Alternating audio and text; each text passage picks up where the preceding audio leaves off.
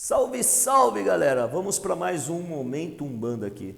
Eu fiz uma live, se não me engano, com o Pablo Araújo, eu não me lembro agora qual foi a live que eu fiz. Eu lembro que foi numa live, mas eu creio que foi com a do Pablo Araújo, que um dos irmãos me chamou para me perguntar sobre isso, né? E lá, e durante a live deve estar passando aí em cima, tá? Com a do Pablo.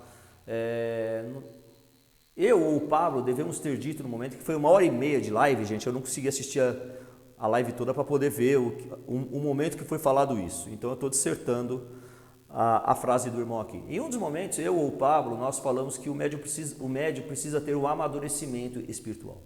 E sem o amadurecimento espiritual se torna impossível a prática de algumas coisas. E ele me perguntou o que eu quis dizer com isso. Precisa ter o amadurecimento espiritual. E quando se dá esse amadurecimento espiritual? Eu podia ter levado para o Me Fundamenta, mas eu quis trazer para o Momento Umbanda, para nós podermos dissertar sobre isso, porque envolve outras coisas, envolve outras situações. O amadurecimento espiritual, basta você fazer uma analogia, uma criança recém-nascida. Primeiro ela se arrasta, depois ela gatinha, depois ela começa a andar, leva alguns tombinhos e volta a caminhar, até que ela caminha sozinha. E durante a sua infância, juventude e depois a maturidade, ela vai adquirindo conhecimento suficiente para poder se integrar na sociedade, começar a trabalhar, estudar e etc. Mediunidade também é assim. Não adianta nada você fazer N cursos que tem aí na internet se você não tem a vivência, se você não tem o amadurecimento espiritual. Não adianta nada você querer fazer, por exemplo, vou fazer desenvolvimento mediúnico, se você não tem uma casa para trabalhar. E se você tiver uma casa para trabalhar, você tem que fazer desenvolvimento mediúnico na casa que você trabalha. Por que você vai prestigiar um outro cara, ou uma outra mulher, ou um outro terreiro, se na sua casa tem? Se na sua casa tem, faça na sua casa. E se você frequenta um terreiro, por que de acho que você tem que fazer desenvolvimento em outro? Primeiro, doutrinas diferentes. Segundo, egrégoras diferentes. Terceiro, liturgias diferentes. Só esses três já quebra. A gente já vê que não dá liga. E aí, na sua casa, com a sua vivência espiritual, com a sua vivência, com os seus momentos que você vive ali, você vai adquirindo vivência, prática e maturidade espiritual. Aí, dentro da maturidade, o amadurecimento, você começa a adquirir novos conhecimentos. E esses novos conhecimentos você vai colocando em prática. E essa prática começa a surtir efeito, porque você já sabe como fazer.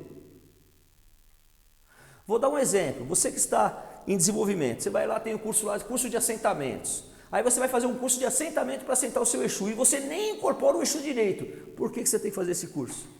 É a mesma coisa que um cirurgião, que um médico, fazer um curso, um aprimoramento de cirurgia sem ter feito a residência, sem ter acabado. Vou fazer um aprimoramento de angioplastia, de coração, de pulmão, mas eu não fiz a residência ainda, eu não cumpri a residência ainda. Então por que você tem que estudar isso? Por que você tem que fazer esse curso? Você pode ler, pode ter conhecimento, você pode ler sobre isso. Isso não tem problema nenhum, mas ler, buscar informações, não vejo problema. Mas fazer um curso para fazer um assentamento, faça-me o favor, para de pular etapa, para de pular degrau. Para de pular. Senão lá na frente você vai acabar levando um tombo e você vai culpar quem? Os seus pais de santo. Verdade seja dita também, tem muitos pais de santo por aí que cortam, que ceifam o conhecimento dos filhos de santo. Ceifam. Ou senão você não pode estudar, você não pode fazer isso, não pode fazer aquilo, não pode fazer aquilo. E o médium se enche o saco e vai procurar aonde aprender. Verdade seja dita, tem isso também. Mas quando isso acontece, existem duas vias de regras. O diálogo. Primeiro tem que haver um diálogo com o seu pai de santo, e não você enfrentá-lo. Pai, mãe, está acontecendo isso, vamos resolver isso, assim. Não quero, na minha casa não tem isso. E aí primeiro você já cumpriu o diálogo, você já fez Você cumpriu a primeira etapa. E não enfrentá-lo. Porque se você enfrenta aquele que está tomando conta da sua coroa, é a mesma coisa que você está enfrentando seus pais de sangue, gente. Tá? Guardadas as suas proporções, verdade seja dita, né? Guarde as suas proporções. Que eu já ouvi dizer aí que teve pai de santo que falou assim: larga teus pais de sangue e fica comigo. Nossa, me deu até um frio na barriga quando eu ouvi isso. Quer dizer, a Umbanda prega a harmonia na família e não a desarmonia na família. E aí você vê que realmente a pessoa não tem amadurecimento espiritual. A pessoa não tem maturidade. E você vê muito sacerdote por aí usando como chamariz determinados cursos para encher o terreiro. E aí eu falo, isso é falta de maturidade espiritual. É falta de maturidade. Você só quer quantidade, você não quer qualidade.